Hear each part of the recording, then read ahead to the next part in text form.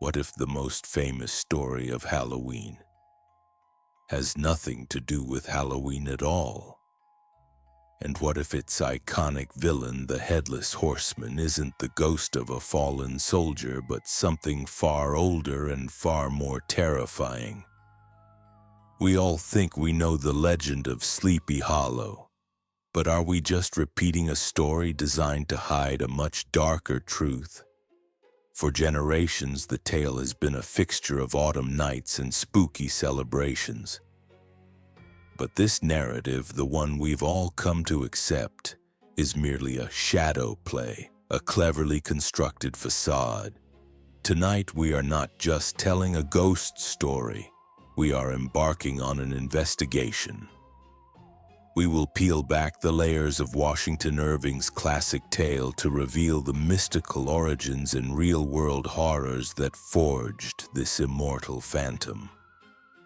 I promise you, by the end of our journey, you will never see the Headless Horseman or the holiday you thought you knew in the same way again. The truth is not buried in a lonely churchyard in New York. It's scattered across continents and centuries, waiting in the dark. Our story begins in a place of deceptive quiet, the small, secluded valley of Sleepy Hollow. Nestled along the Hudson River in late 18th century New York. It's a place where time seems to slow down, where old Dutch customs and superstitions linger in the air like morning fog.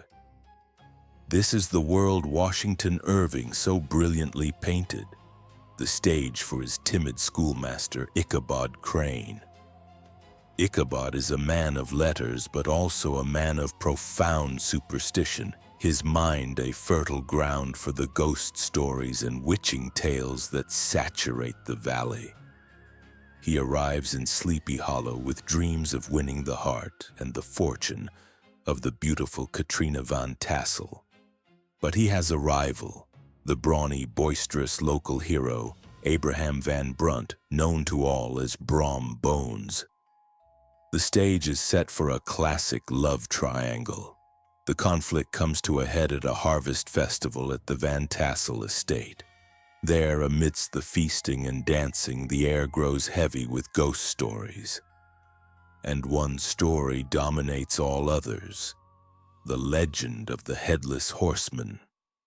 As the tale is told, he is the ghost of a Hessian soldier, one of the thousands of German mercenaries hired by the British to fight in the American Revolution.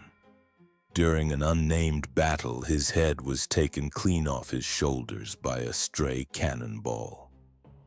Now he rides forth from the churchyard where his body is buried, forever searching for his lost head.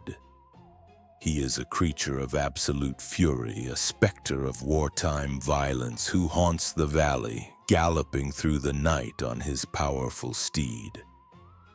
To encounter him is to face death itself. Ichabod, his mind already spinning with morbid tales, leaves the party late at night, his heart heavy with the fear that Katrina has rejected him. He must ride through the very woods said to be the horseman's primary hunting ground.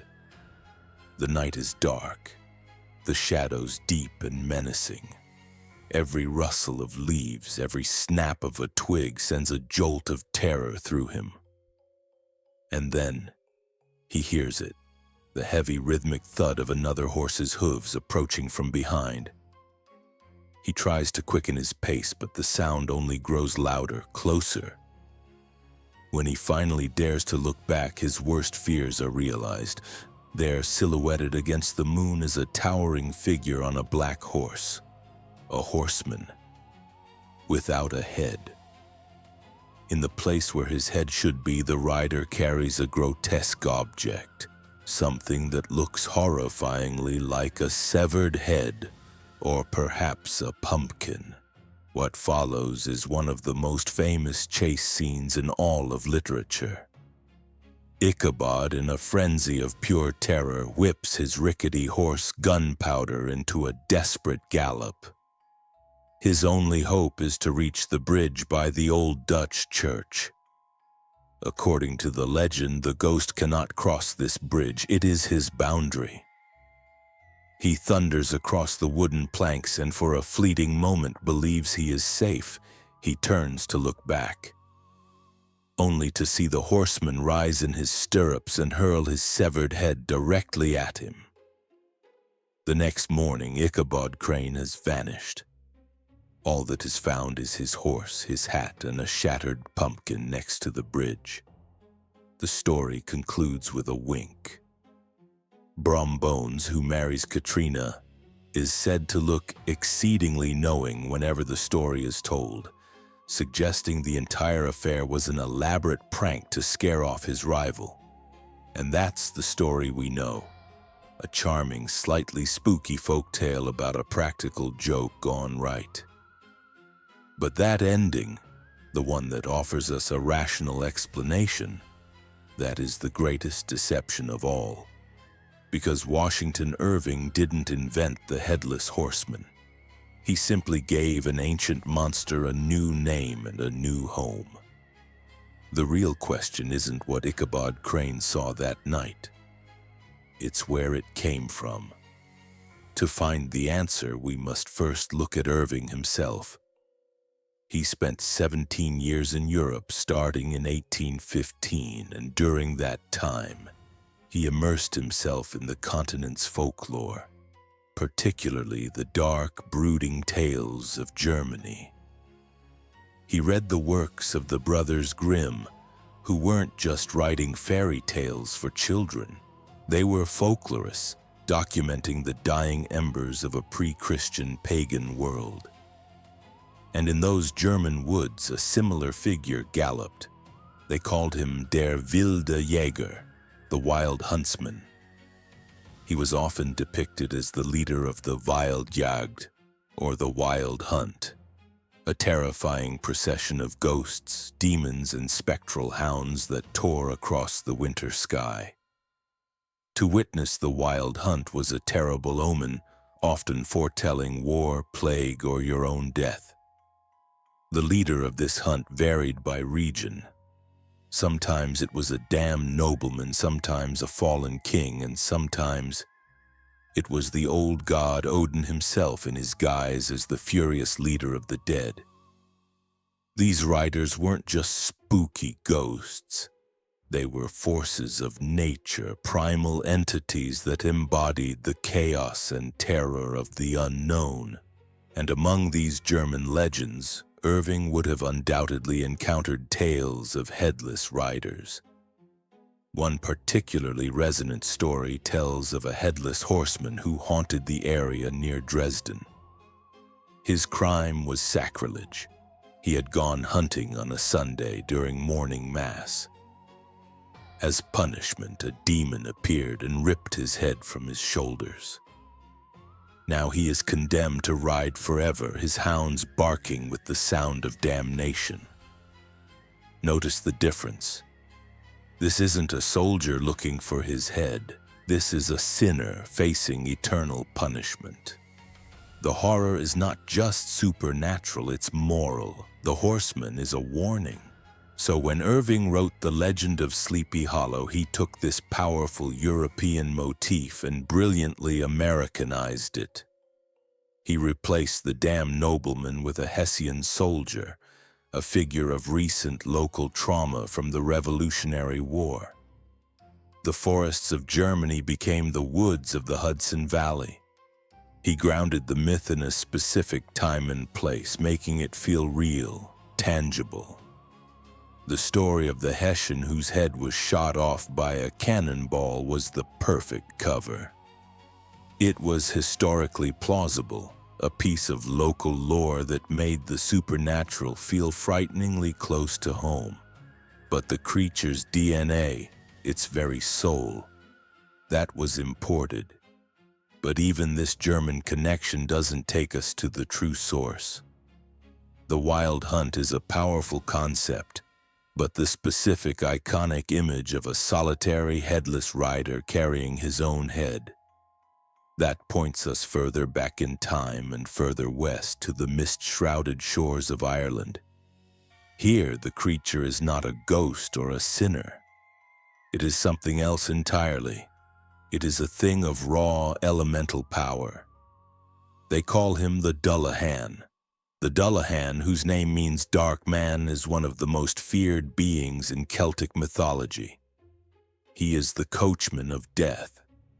He rides a magnificent black steed, and he is utterly, horrifyingly headless. But unlike Irving's horseman, the Dullahan is not searching for his head. He carries it with him tucked under one arm. And this is no mere pumpkin. It is his own decapitated head, its flesh decayed and rotten, yet its eyes are alive, small, black, and constantly darting, seeing everywhere at once. The mouth is stretched into a hideous, unceasing grin that splits the face from ear to ear. And most terrifying of all, the head itself is said to glow with a sickly phosphorescent light, the light of decaying souls. The Dullahan uses it as a lantern to see across the darkest nights. He is not a creature of random violence. He has a purpose. When the Dullahan rides, it means someone is about to die. He will gallop to the home of the condemned. And when he stops, he speaks a single name. And at the sound of that name, the person's soul is torn from their body and they drop dead. There is no bargaining with the Dullahan. There is no escape.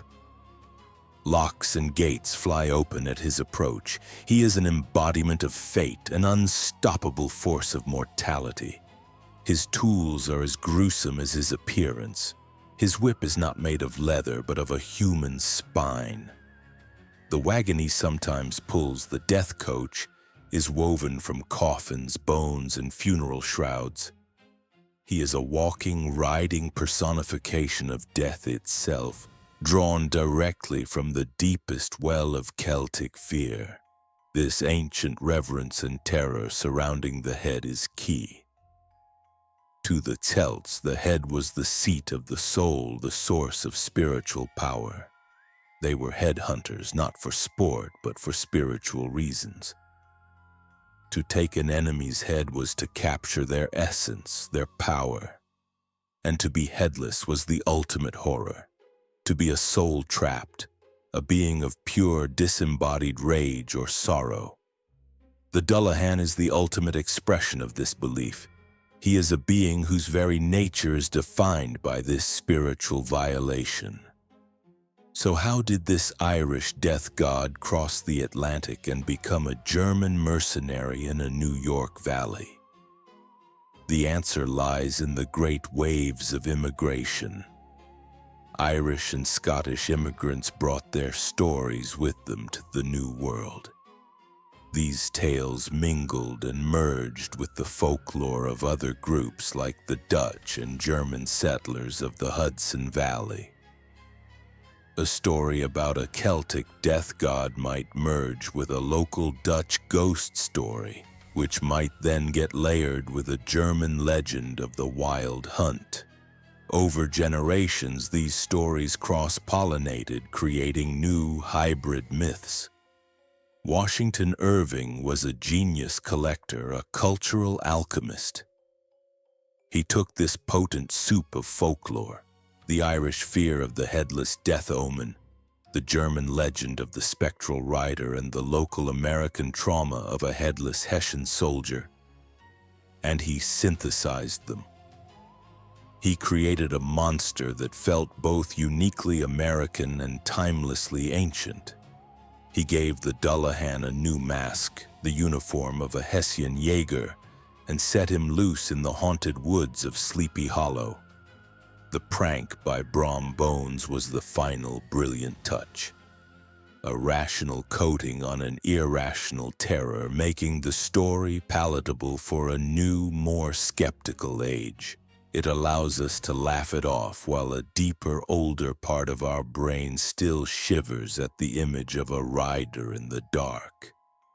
The legend, then, is a testament to the power of a story to evolve and adapt. It's a living thing. The Headless Horseman is not just one ghost. He is a legion. He is the Celtic fear of death, the German terror of damnation, and the American trauma of war, all fused into a single galloping nightmare. He has no head because he is not one person. He is a symbol. And this reveals a profound truth. The Headless Horseman represents our deepest, most primal fear. The past, riding up behind us, impossible to outrun.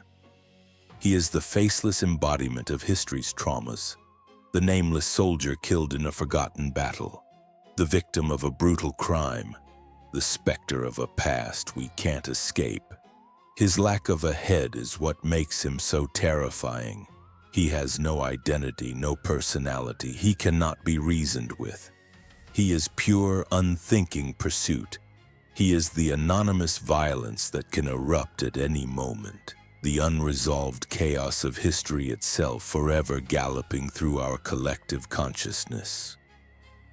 In our modern world, we try to rationalize everything. We have explanations, data, and histories for every event.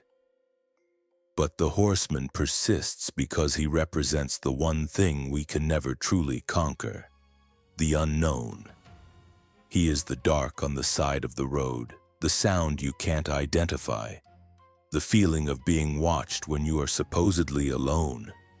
He is a reminder that no matter how much we think we know, the night is still full of monsters, and those monsters are often of our own making, born from the violence and fears we try to bury. So the next time you hear the story of Ichabod Crane, look past the charming schoolmaster and the shattered pumpkin. See the legend for what it truly is, a ghost story not about a single ghost, but about the very nature of fear itself, passed down through the ages. And it leaves us with one final unsettling question. Every culture, every era creates its own phantoms from its unique traumas and anxieties. The Celts had the Dullahan, the Germans had the wild huntsman, the Americans have their Hessian soldier. What headless phantom is our own modern world creating right now, galloping toward us from a future we cannot yet see?